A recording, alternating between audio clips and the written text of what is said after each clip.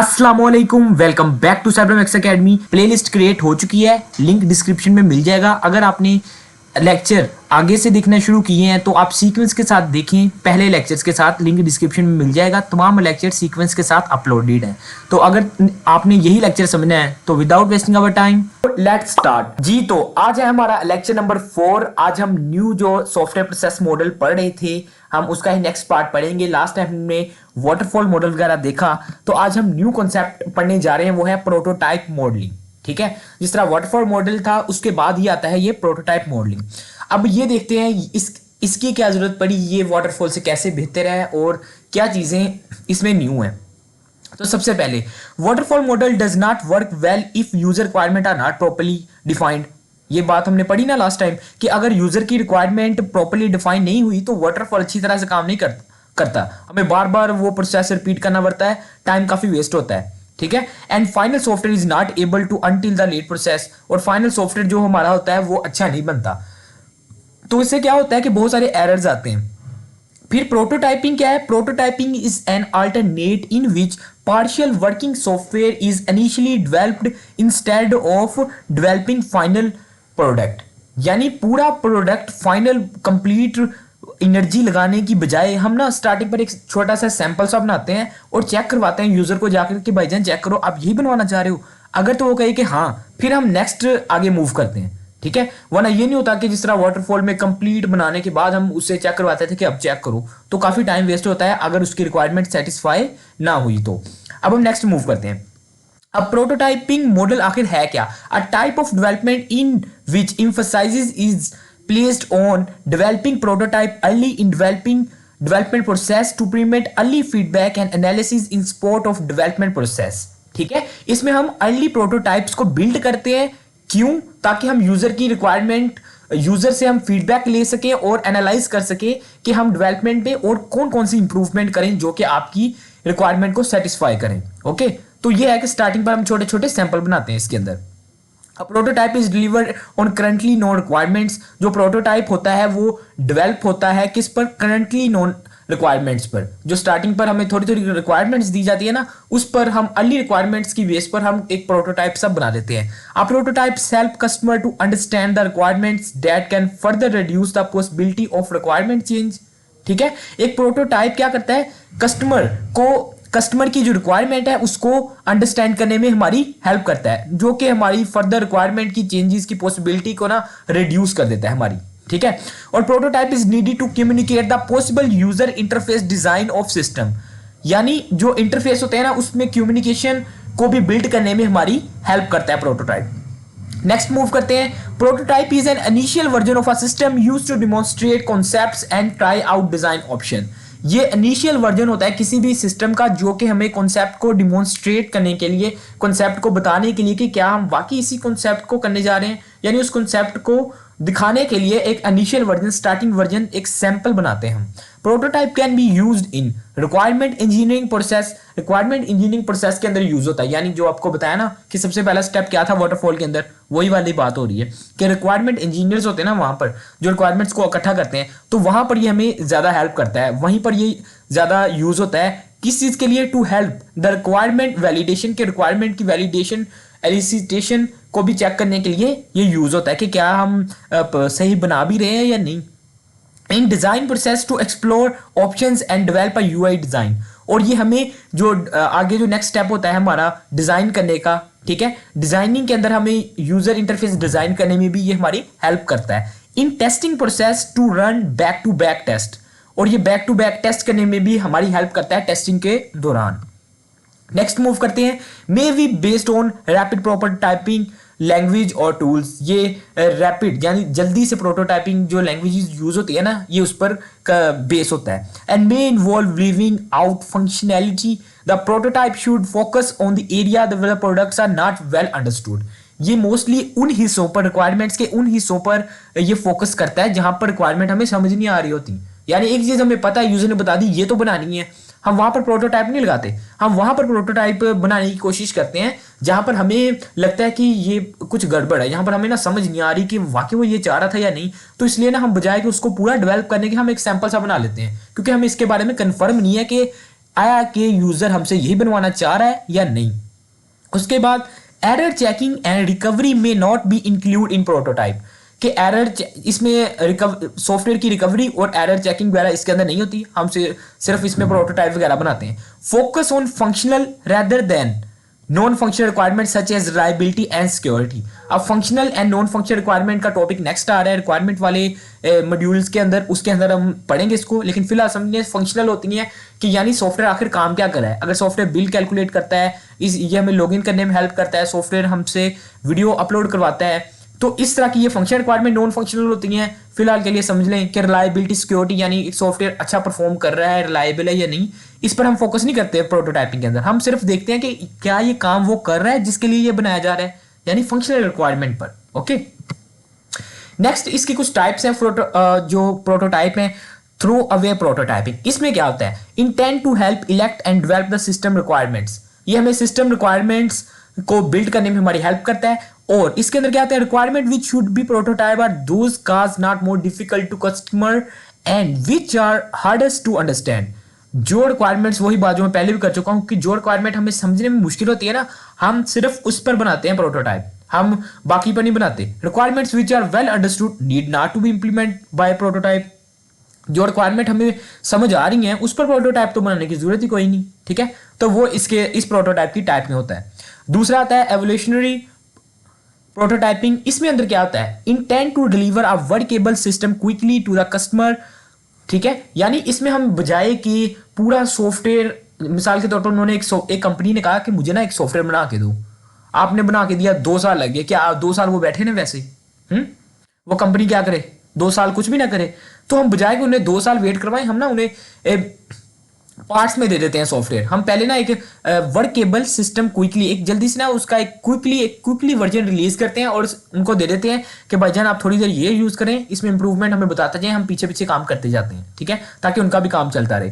Therefore, requirements which should be supported by initial version of this prototype are those which are well understood and which can deliver useful end user functionalities, जो कि user and user functionalities, and user कौन से होते हैं, जो उनको use करने वाले हैं। यानी अगर कोई ऑनलाइन ऑर्डर का सिस्टम है तो उसमें जो कस्टमर हैं उनकी फंक्शनैलिटीज कम से कम वो ऑनलाइन ऑर्डर तो कर पाए, बाकी फंक्शंस बाद में ऐड कर देना।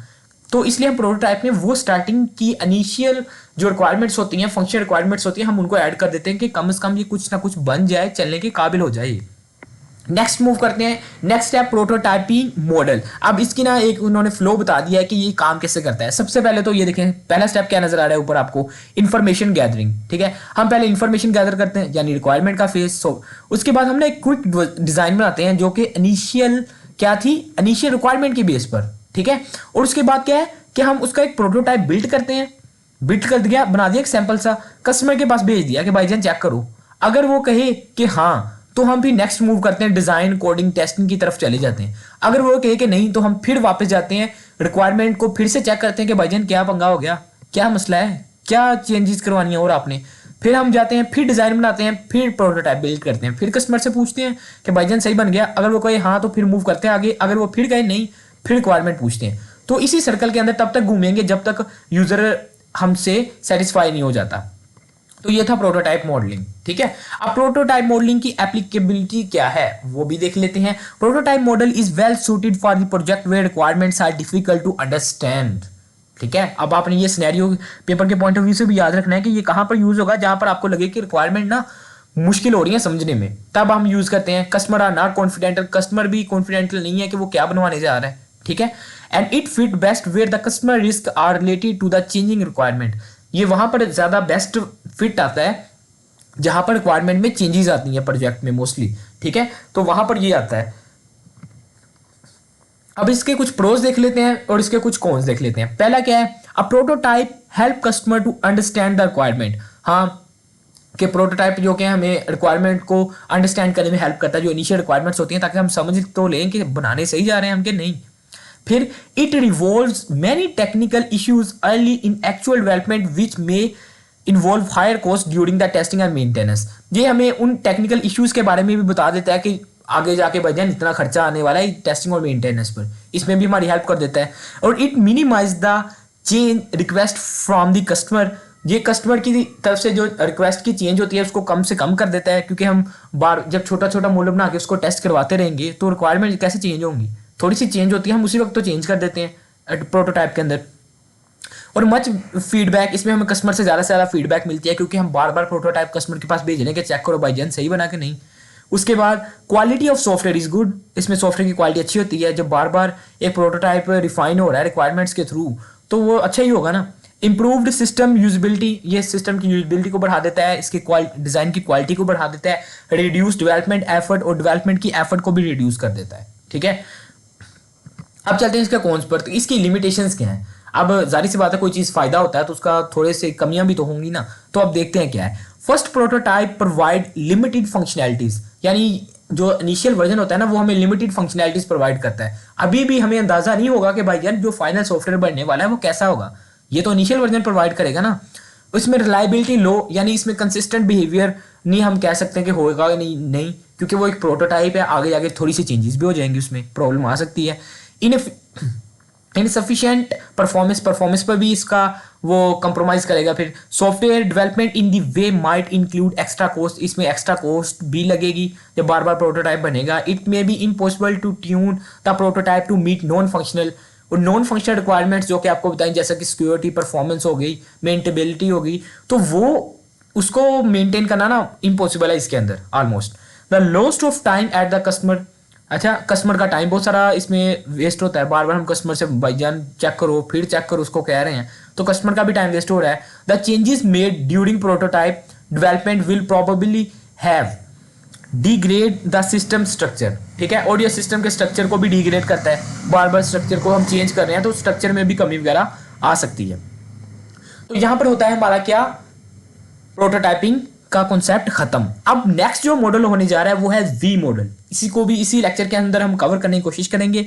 तो वी मॉडल क्या है, वी मॉडल भी वाटरफॉल मॉडल ही है ऑलमोस्ट, लेकिन इसमें जो स्टेप्स है ना वो थोड़े से ना उसकी सीक्वेंस को चेंज किया गया है, थोड़ी सी उसकी डायग्राम में चेंज आई है। और इसका फायदा क्या है, ये वाटरफॉल से बेहतर कैसे है, वाटरफॉल का ये अपग्रेडेड वर्जन कैसे है वो भी देख लेते हैं। ये देखिए वो लिखा हुआ है कि ये वाटरफॉल मॉडल का ना इसमें वेरिएशन है जो कि टेस्टिंग एक्टिविटीज को एनालिसिस और डिजाइन के साथ ही रिलेट कर देता है। किस तरह से वो हम डायग्राम से समझेंगे।